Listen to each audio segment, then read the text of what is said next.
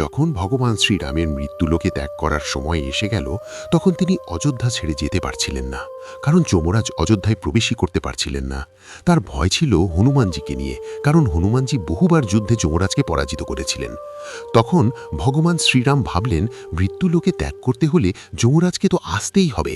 তাই তিনি হনুমানজিকে ডেকে বললেন, হনুমান, আমার একটি আংটি প্রাসাদের মেঝের একটি ছিদ্রে পড়ে গেছে, তুমি কি সেটি খুঁজে এনে দিতে পারবে? হনুমানজি সঙ্গে সঙ্গে সূক্ষ্ম রূপ ধারণ করে সেই ফাঁক দিয়ে আংটি খুঁজতে প্রবেশ করলেন। কিন্তু সেটি আসলে কোনো সাধারণ ছিদ্র ছিল না, সেটি ছিল নাগলোকে যাওয়ার পথ। নাগলোকে পৌঁছে হনুমানজি বাসুকী নাগের সঙ্গে দেখা পেলেন।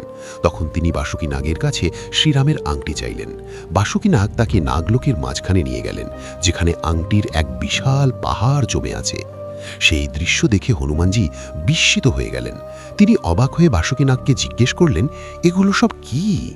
তখন বাসুকী নাগ বললেন, প্রত্যেক কল্পের 4 যুগের তৃতীয় যুগ অর্থাৎ ত্রেতা যুগে ভগবান শ্রীরাম অবতার গ্রহণ করেন, আর তার আংটি খুঁজতে প্রতিবারই এক বানর আসে।